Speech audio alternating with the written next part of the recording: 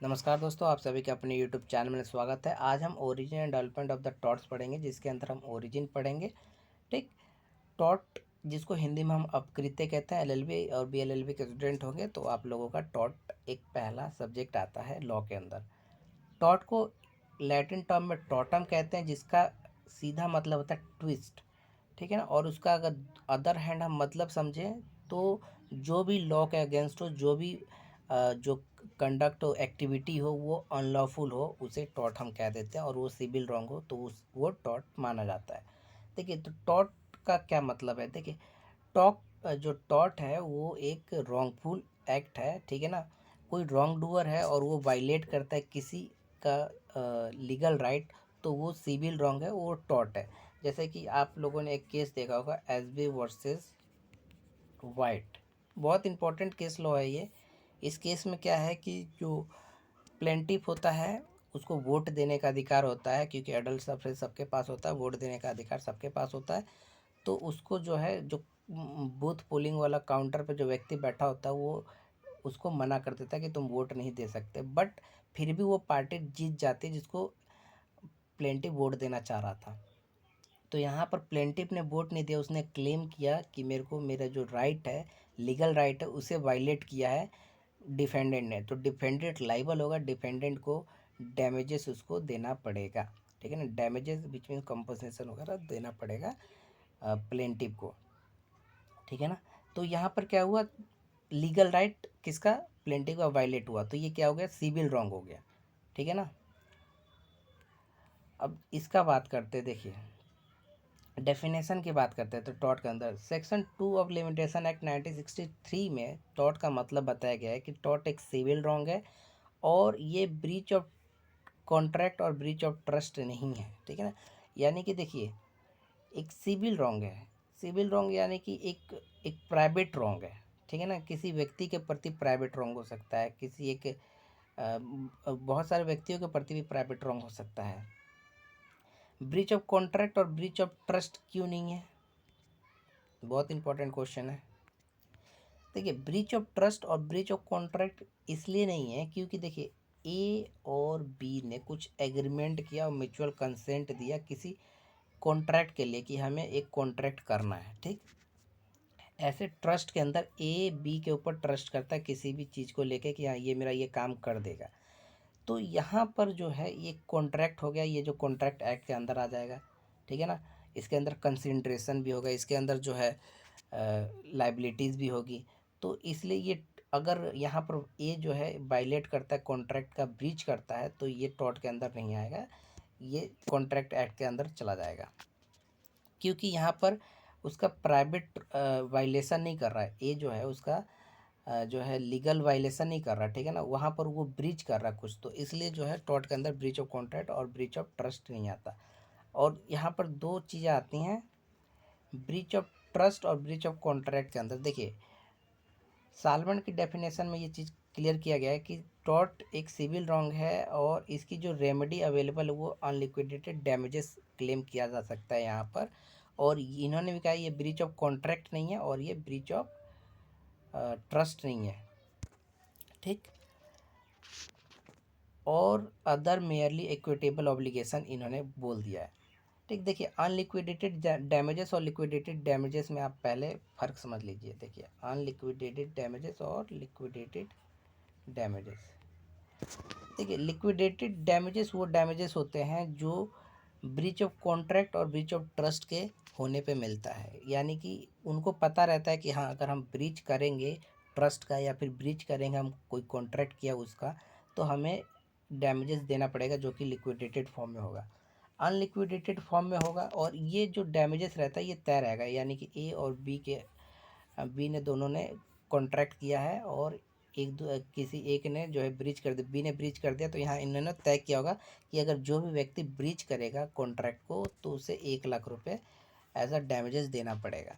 तो ये liquidated damages हो गया, जो कि ट्राइब्यूनल से उन्हें मिल जाएगा। अनलिक्विडेटेड डैमेजेस होता है टॉर्ट के अंदर। ठीक है ना। यहाँ पर किसी के बीच में कॉन्ट्रैक्ट नहीं होता। ठीक। अगर ए गलती करता है और बी जो है, ए की गलती से, ठीक है ना, एक ऐसा काम करता है, एक ऐसा अनलॉफुल एक्ट करता है जो बी के लीगल राइट को अफेक्ट करता है, तो यहाँ पर कोर्ट तय करेगा, ठीक है ना, सिविल कोर्ट तय करेगा कि बी को कितना कंपनसेशन, कितना जो है डैमेजेस मिलना चाहिए, तो उसे हम अनलिक्विडेटेड डैमेजेस कहते हैं। ये हमें पता नहीं रहता कि कितना हमें मिलेगा, ठीक, तो उसे अनलिक्विडेटेड कहते हैं। आई होप कि लिक्विडेटेड और अनलिक्विडेटेड डैमेजेस में आपको फ़र्क पता चल गया होगा। Tort is a civil wrong but every civil wrong, okay, तो यहाँ पर जो स्टेटमेंट है, tort is a civil wrong but every civil wrong is not tort. देखिए, टॉर्ट सिविल रॉन्ग है, प्राइवेट रॉन्ग है, सबको पता है, लेकिन वो जितने बहुत सारे सिविल रॉन्ग होंगे क्या वो टॉर्ट के अंदर आएंगे? तो बिल्कुल सही बात है, वो टॉर्ट नहीं होंगे, सारे सिविल रॉन्ग टॉर्ट नहीं होंगे। जैसे कि देखिए, ए और बी है, ठीक है ना, जैसे कि कॉन्ट्रैक्ट हो गया, जैसे कि ब्रीच ऑफ कॉन्ट्रैक्ट हो गया, ब्रीच ऑफ ट्रस्ट हो गया, वो किसके अंदर आ गए? वो सब आ गए आपको कॉन्ट्रैक्ट एक्ट के अंदर, ठीक है ना। तो ऐसे ही है, ए और बी, इन दोनों के बीच में जो है कॉन्ट्रैक्ट हुआ है, ठीक है ना। ए एम्प्लॉयर है, सॉरी, ए जो है ऑनर है कंपनी का, और बी जो है एम्प्लॉयर है, उसके अंदर एम्प्लॉय है कंपनी के अंदर, ठीक। तो इन दोनों के बीच में कॉन्ट्रैक्ट हुआ है कि तुम्हें ड्यूटी करनी है 8 से 9 बजे तक, ठीक है ना।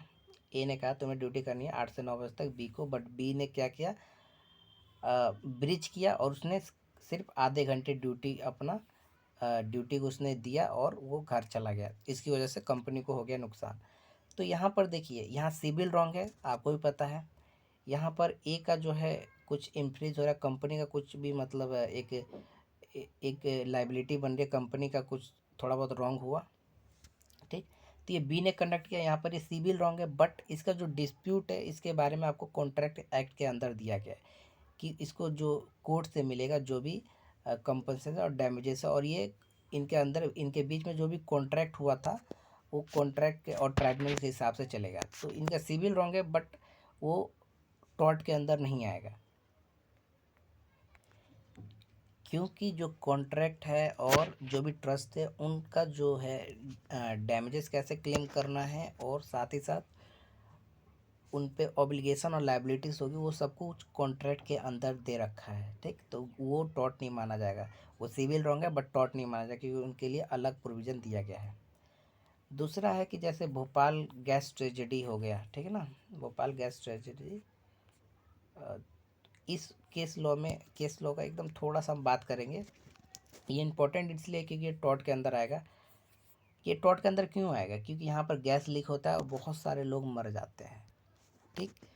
तो बहुत सारे लोग मरने के बाद मर जाते हैं बहुत सारे लोग, तो यहाँ पर क्या, कंपनी और लोगों के बीच में कोई भी कॉन्ट्रैक्ट नहीं होता, ठीक है ना। तो इस चीज़ का समझने की जरूरत है, लोगों के बीच में और कंपनी के बीच में कोई भी कॉन्ट्रैक्ट नहीं होता, गैस लीक होता है और लोग मर जाते हैं। तो यहाँ पर टॉर्ट इसलिए हो जाता है क्योंकि यहाँ पर सिविल रॉन्ग कंडक्ट होता है, एट लार्ज पब्लिक पे सिविल रॉन्ग मतलब प्राइवेट रॉन्ग होता है और लोग मर जाते हैं यहाँ पर। तो ये भी टॉर्ट के अंदर आ जाता है, भोपाल गैस ट्रेजेडी भी, ठीक। Tort is a civil wrong, it is a different from criminal wrong and injured party is plaintiff. देखिए, टॉर्ट के अंदर जो है सिविल रॉन्ग है, और ये जो इंजर्ड पार्टी होती है उसको प्लेंटिव कहते हैं, और इसका जो केस की सूट चलता है उसे सिविल प्रोसीडिंग कहते हैं, ठीक है ना। और जो रॉन्ग डूअर होता है वो कमिट द रॉन्ग, जो रॉन्ग कमिट करता है वो डिफेंडेड कहा जाता है, ठीक।